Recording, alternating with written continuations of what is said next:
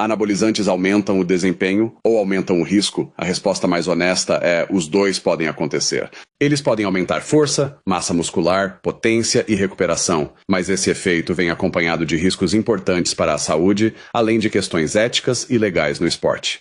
Este vídeo é baseado no artigo Anabolic Androgenic Steroid Use in Sports, Health and Society, uma declaração de consenso do American College of Sports Medicine, publicada em 2021 na revista Medicine e Science in Sports e Exercise. O primeiro autor é Shalender Basing and Colleagues. Antes de continuar, já se inscreva no canal. Aqui eu analiso artigos científicos sobre educação física, treinamento, saúde e desempenho humano, sempre com explicação simples e aplicada. A ideia principal deste vídeo é: os anabolizantes podem aumentar desempenho, mas o custo pode ir muito além do músculo. A AS é a sigla para esteroides anabólico-androgênicos. Eles são drogas relacionadas química e farmacologicamente à testosterona. O termo androgênico se refere aos efeitos ligados às características sexuais masculinas, enquanto o termo anabólico se refere ao crescimento de tecidos, como músculo esquelético e osso. No contexto esportivo, o interesse costuma estar no efeito anabólico, ou seja, no aumento de massa muscular, força e desempenho. Mas é importante separar duas situações. Existe uso clínico legal e ético em algumas condições médicas, porém existe também o uso ilícito para melhorar desempenho, aparência física ou composição corporal. É esse uso não terapêutico que o ACSM condena. A frase-chave aqui é: anabólico não significa seguro, significa efeito sobre crescimento de tecidos. Muita gente associa anabolizantes apenas ao atleta profissional tentando vencer uma competição, mas o artigo mostra que esse cenário mudou. Historicamente, o uso era mais ligado a atletas competitivos, fisiculturistas e powerlifters, porém, o uso recreativo parece ter ultrapassado o uso competitivo.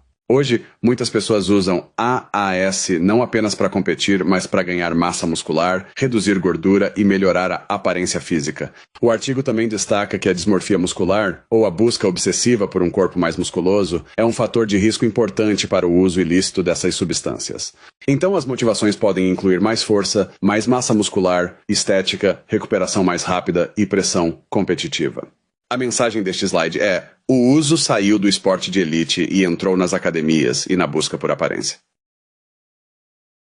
Um ponto importante deste consenso é que ele não nega o efeito dos AAS. Pelo contrário, o documento afirma que a administração de esteroides anabólico-androgênicos de maneira dose-dependente aumenta a força muscular, massa corporal magra, resistência e potência.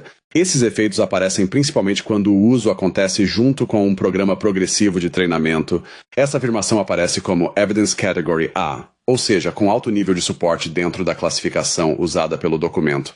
Isso é importante porque a discussão não deve ser baseada na ideia de que não funciona. Funciona, e justamente por funcionar, muitas pessoas se sentem tentadas a usar. Mas a questão central é outra. Qual é o preço fisiológico, psicológico, ético e legal desse uso? A frase-chave é: o problema não é negar o efeito, é entender o risco.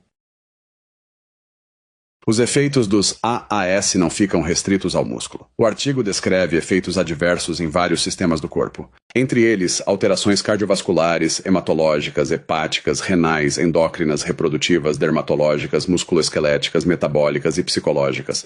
Alguns efeitos podem melhorar após a interrupção do uso, mas outros podem gerar risco que ultrapassa o período de uso.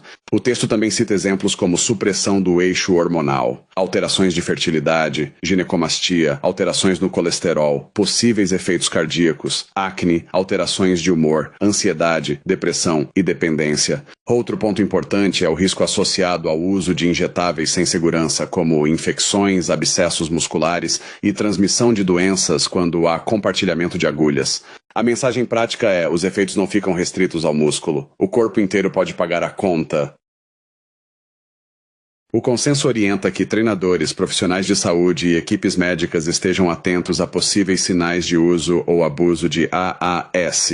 Entre os sinais citados estão aumento muito rápido de massa muscular, força e potência, acne resistente ao tratamento, erupções na pele, ginecomastia, aumento de pelos, vascularização muito acentuada, retenção de líquido, mudanças de humor, comportamento agressivo e sintomas depressivos, principalmente em fases de retirada. O artigo também menciona que materiais como seringas, frascos, informações de fornecedores, livros, sites e outros itens relacionados podem indicar intenção de uso e justificar diálogo cuidadoso com a pessoa. Mas existe um cuidado importante: identificar sinais não significa acusar. O objetivo deve ser orientar, prevenir danos e abrir espaço para a conversa profissional, principalmente quando envolve jovens, atletas ou praticantes recreativos. A frase-chave é: identificar sinais não é acusar, é abrir espaço para orientação e prevenção.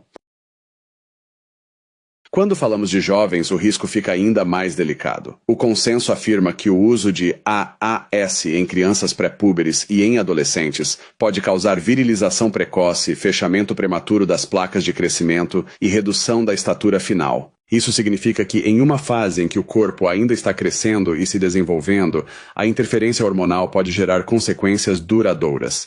O artigo também destaca que adolescentes podem apresentar efeitos semelhantes aos adultos, mas o conhecimento sobre uso nessa faixa etária ainda é limitado. Além disso, o uso pode provocar acne nodular grave, especialmente nas costas e nos ombros, muitas vezes resistente ao tratamento.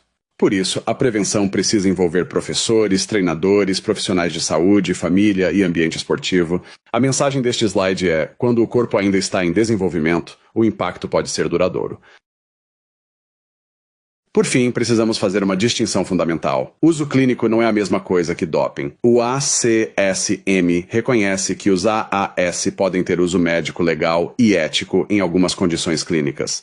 O artigo cita, por exemplo, terapia androgênica em casos de hipogonadismo masculino, atraso constitucional de crescimento e puberdade, algumas situações em mulheres pós-menopausa e tratamento hormonal afirmativo de gênero para homens trans.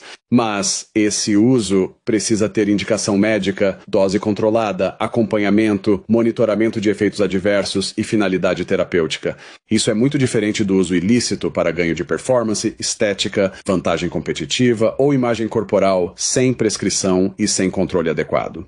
A posição do ACSM é que o uso ilícito de AAS para fins atléticos e recreativos pode ser ilegal, antiético e trazer risco relevante à saúde.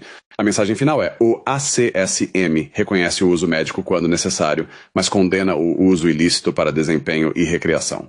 Se este vídeo te ajudou, deixe o like, inscreva-se no canal e acompanhe os próximos vídeos. Aqui eu explico artigos científicos de forma simples, com foco em educação física, saúde, treinamento e desempenho humano.